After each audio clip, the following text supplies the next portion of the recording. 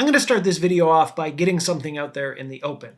I have never been a huge user of action cameras or 360 cameras. For the last little while, when I have needed one, I have the DJI Osmo Action, and when I needed a 360 camera, I always had the Insta360 ONE X. But when I heard that Insta360 was coming out with the Insta360 ONE R, and it was going to be not only a 360 camera like this, but also there were going to be other modules like the 4K regular old action camera module, as well as the 1-inch sensor module, I must admit that definitely piqued my interest. If for nothing else, just to figure out what it's all about and whether it would be worth it to add to somebody's arsenal. So what we're gonna do today is actually go and test these things out because I have a couple of questions that I want answered. So, without further ado, let's get into unicorn mode and go try this sucker out. Came through the party like whoa, show love to everybody I know. We cut the line outside, we came to put on a show. Turn up, no chill, you know the deal. You can hear the vibe outside, got you all in your feels, yeah. Tell the DJ turn it up, now the roof is burning up. We got the neighbors calling us, but I don't think they heard enough. Baby, turn the music up, we wanna hear it. We can break it down until we feel it. And party till the sun shines bright all night.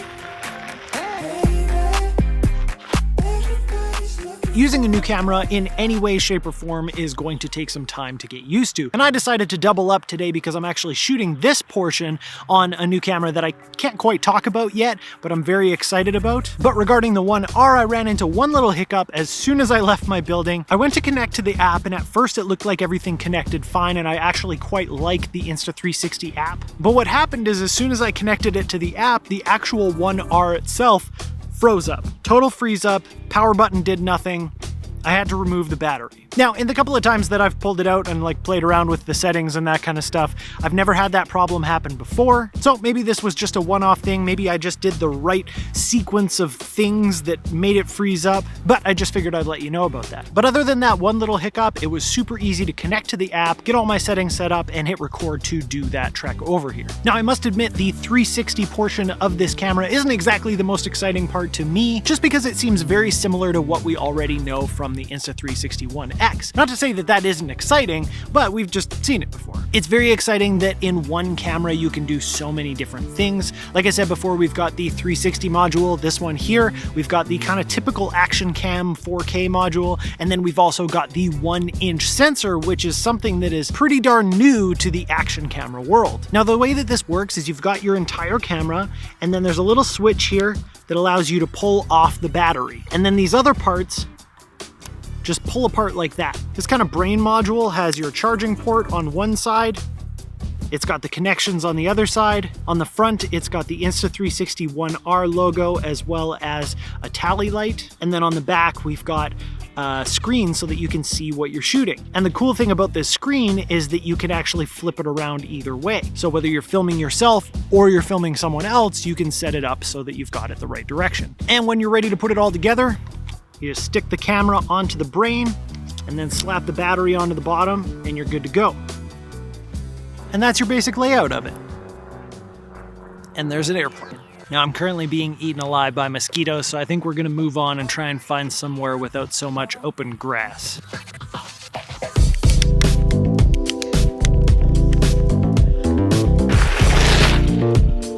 The tricky part here is trying to find a place that has a nice background but isn't covered in grass.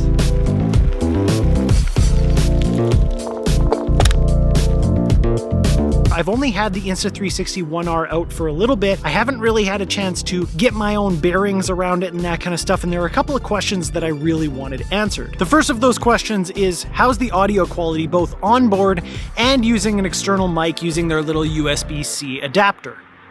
This is a test using the 4K module. I am using the selfie stick, so it's about a foot and a half away from my face, I'd say. And I'm using the internal microphones with the wind noise reduction turned off.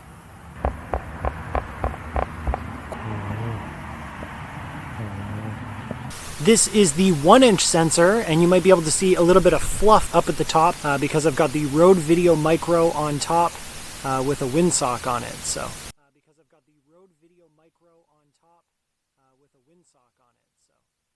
So I mentioned before that I had a weird issue where it froze up on me, and just now I finished the take and I got this really weird looking screen with all these colors on it, and then now the thing's totally frozen up. I think I'm gonna have to take off the battery again.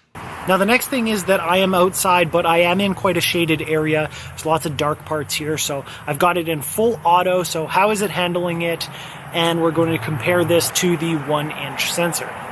This is the 1-inch sensor. This is how that looks in that same spot. How does it compare to the regular 4K sensor? We're currently shooting in 5.6K, and of course on the 1-inch sensor, so it should be doing better with the dynamic range and clarity. Now the one issue that I've seen people have is that because it's fixed focus and it's an f2.8 lens, you end up with problems with getting your focus correctly and the minimum focusing distance. So if I bring this too close,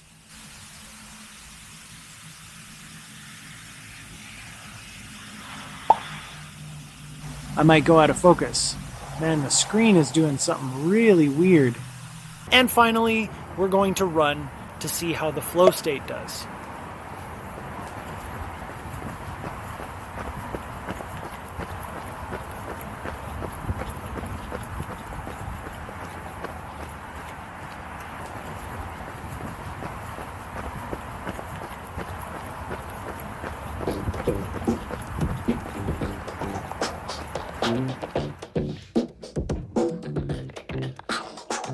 Alright, so we're back at home. I've had a chance to look at the footage that we got when we were out doing our tests, so I'm going to give you guys my kind of thoughts on what my experience was shooting with all three of these modules. Now, obviously, I did run into a couple of problems with freezing, and there was something weird happening with the screen at one point. It basically felt like dealing with any computer, really. There are going to be times when it hangs up or it doesn't work how you think it's going to, and then you restart it and it's fine. Definitely something that Insta360 can work on is the stability of the product, but it didn't really get in the way too much. The thing that I was most excited about checking out was the quality difference between the regular 4K kind of action cam module and the 1-inch sensor module. Now, having watched back the footage from both of them, I did see an improvement in dynamic range and clarity from the 1-inch sensor, which makes sense. You're getting a larger sensor. They teamed up with Leica to make this lens. Ideally, it should be better. What I wasn't exactly expecting was the huge shift in color. Now, I left it on auto settings the whole time except for the white balance, which I just set to daylight. And yet there was still a pretty significant color shift between the 1-inch sensor and the Action Cam 4K sensor. And luckily, I didn't really have a huge issue with that close focusing distance problem that I've been hearing about online. In that test, I brought the camera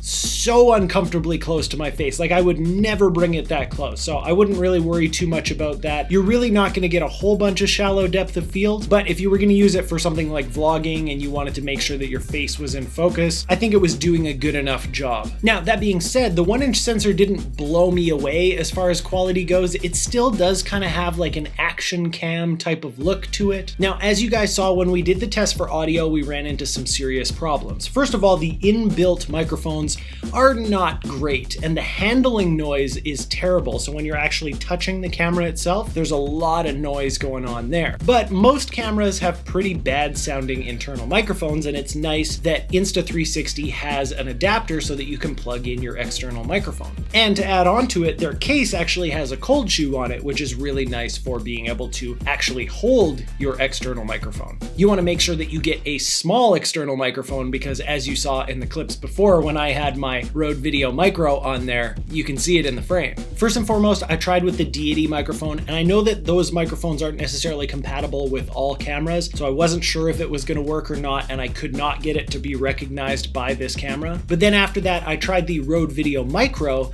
and I came up with a weird problem. The level of the microphone was so quiet. As you saw before, I had to boost it by more than 40 decibels, which the problem with that is that it brings up the noise floor too. So as you heard, there's a ton of noise in there with it. Now that doesn't seem like something that Insta360 would let slip through all of their cameras. So I have a funny feeling like I have a module with a bug in it, or maybe the adapter is broken or something along those lines. I did test the microphone with some other cameras and it's working fine. So it's gotta be something either with the brain portion of this or the adapter itself that's broken and I need to get replaced. Hopefully it's not like that on a lot of units. Now, that being said, with the Rode VideoMicro, I could definitely tell that the quality of the audio was better. Once you kind of listen past the noise, you could tell that you were getting much better quality audio, which will be nice to have once I can get that fixed. The case and the mount that they used for the Insta360 ONE R are typical action cam GoPro type mounts. And I also appreciate that there's a button up here to undo the whole case rather than just having it be done with like friction. One thing to note is that with the 1-inch version, you actually have to unscrew the front lens cover to get it out of the case. So if you're going to be switching a lot, that can be a little bit annoying. The other thing that I've never been a huge fan of when it comes to 360 cameras is the workflow, but they've improved that significantly here. Once you connect the Insta360 ONE R to your phone, you can actually view all the footage that's on there and start doing your editing while the footage is still on the actual camera itself. Then once you're done your edit, you can dump just what you need onto your phone. So first of all, it takes up less space on your phone than having to dump it to the phone first. And second of all, you don't have to wait for it to dump to start going through all of your footage. And my favorite thing by far is something that they call FreeCapture. Now they've got this new intelligent thing where it tries to find small clips out of your 360 footage. And I did try that. I've seen other people who have gone through this and had more success, but in my specific clip, it didn't really work too well. However, with FreeCapture, all you do is you hold up your phone like you were watching a 360 video and you move it around to move the camera. All of those clips that you saw of me riding my one wheel to the destination, that was one 9.5 minute long clip. And all I did was watch through it, held down the button, and I could zoom in and zoom out so that I could get things like the tiny planet or a little bit closer on any kind of a subject. And then I just moved the camera around to where I want it. I looked a little bit like a lunatic spinning around in my chair and getting tangled up in my headphone cable, but